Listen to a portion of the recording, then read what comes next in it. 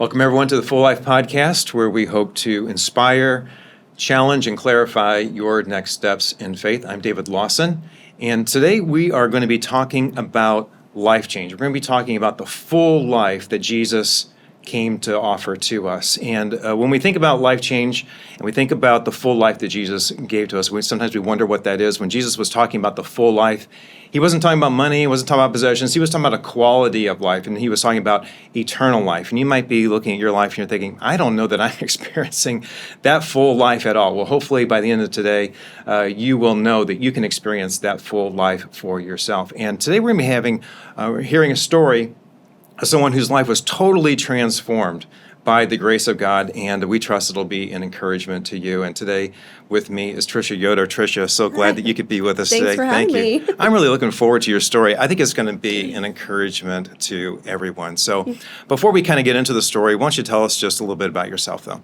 Okay. I'm Tricia. I'm 32. I'm a stay-at-home mom.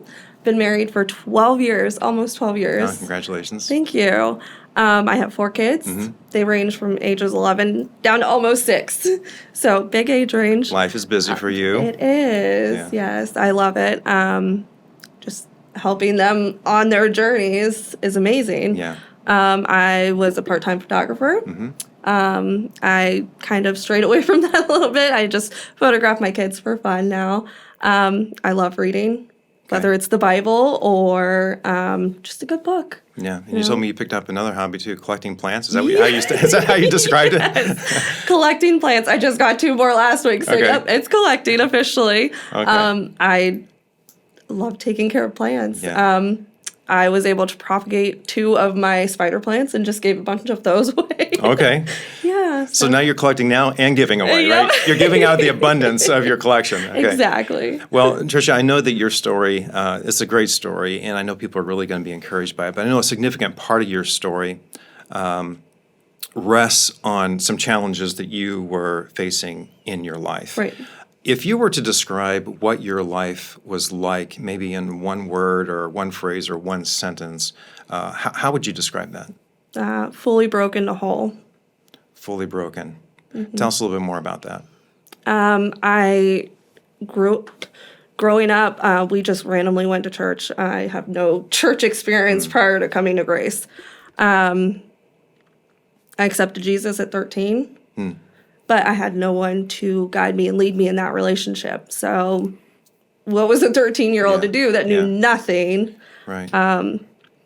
So fast forward, I met my now husband. Mm-hmm. Him and I attended church regularly with his parents.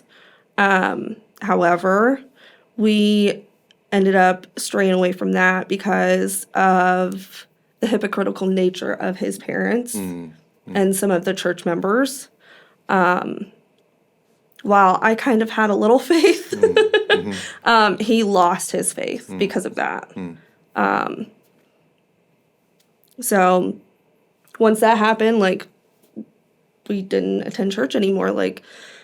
It was not easy to find a church to fit into when you didn't know what you were looking for. So basically, I felt empty.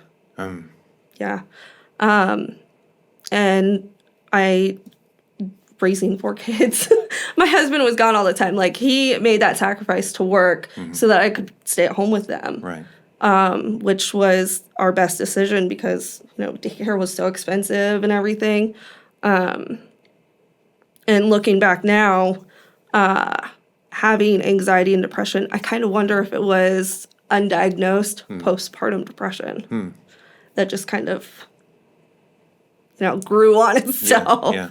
So you're experiencing anxiety and depression. Fast forward now, you have 4 kids at home and, all the stresses that go along with that. Now, fast forward to 2020. Oh, yeah. Everything's shut down. Everybody's at home. No interaction. It's just you and the kids at home. How... Tell us a little bit about what you were feeling. How maybe that's a big question. How did you do that? I don't know, actually. Okay.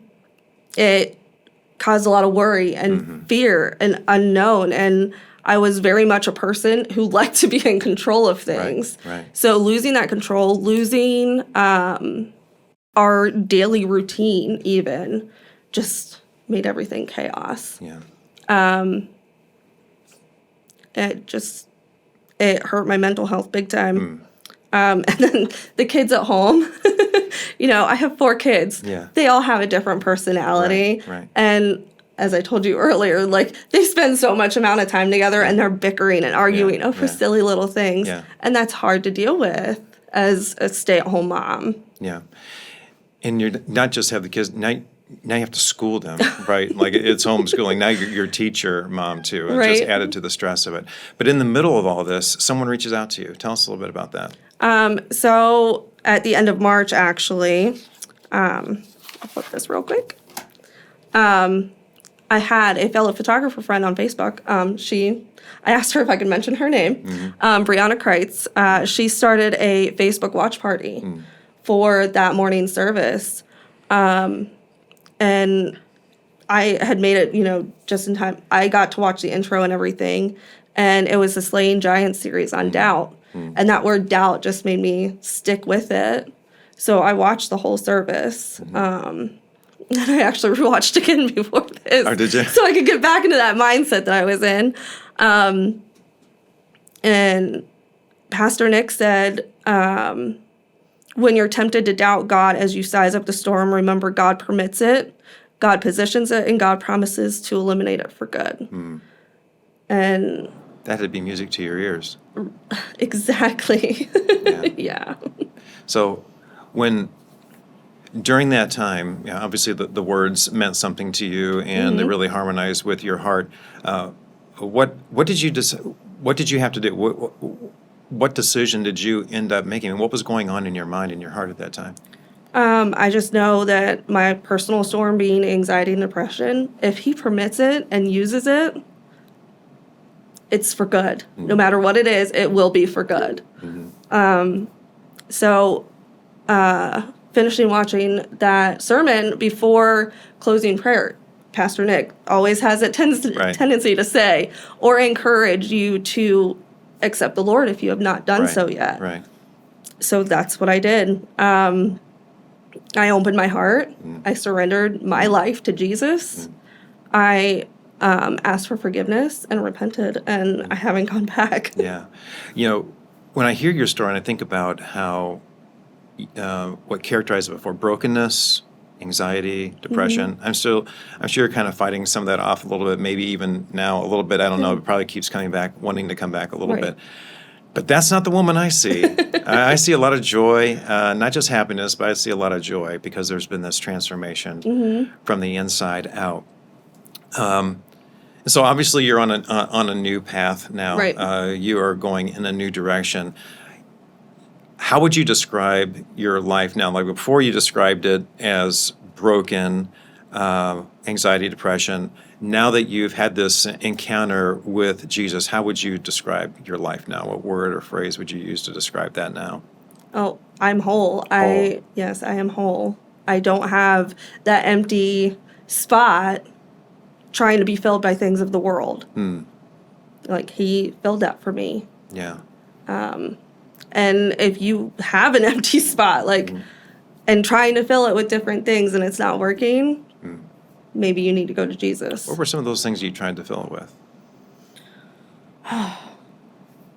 I honestly don't even remember. Just trying to get through. Yeah, just trying to get through it. So you must have a whole new vision now for your life and for your family, for your kids and so forth. Tell us a little bit about that. What's been happening with your family ever since then? Well, we're growing in the Lord. Yes. Just trying to grow together as a family with him has been a journey in itself. Teaching my kids, the word and everything. And my husband's back to praying. So that's huge. In 2021, 3 of my 4 kids gave their lives to Really? Jesus. Yes. Wow, that's outstanding. Just in that year. It was amazing. Wow, that's amazing. Well, they saw the change that was happening in your life too. Yeah, and then the focus of your life totally changed. Who would you say are those people who have been most instrumental in your spiritual walk? after doing Starting Point in April of 2020 on Zoom. Yeah. I quickly got connected to a group, and that group was Sasha Kaufman's, and just those ladies in that group have been such an encouragement, and knowing that I have someone to pray for me and my family, that makes all the difference. Yeah, yeah. And you said how many ladies did you say were in that group? There's I want to say 10 for sure that come on a daily, like, to meetings Regular and stuff. basis, Yeah. whenever you have it. Yeah. That's good. Anything else about that group that's been a support to you, just besides meeting with them? We have a group text going. Okay, there you go. Yeah, so we're always in communication and prayer requests, and if someone just needs encouragement, we're there for them. Good.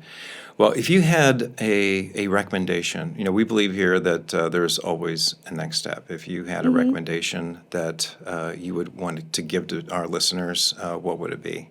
Get out of your comfort zone. Your comfort zone is not your growth zone. And wow. Yeah, that was very evident to me after doing Starting Point and joining a group. Like, I would have never done that on my own had I not been pushed. And that push was from the Lord. Yeah.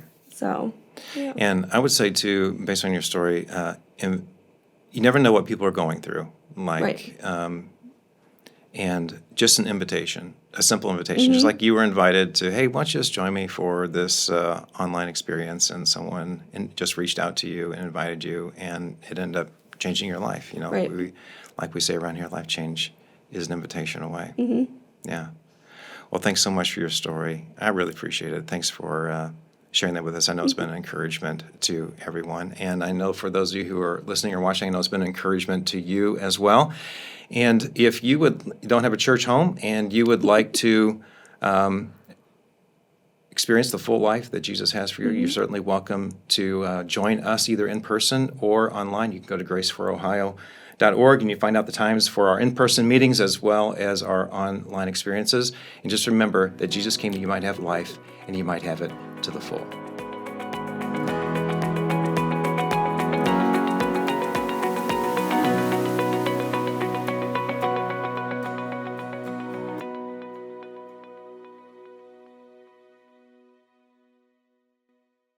If you like this video and would like more content like this, be sure and like, share, comment, or subscribe.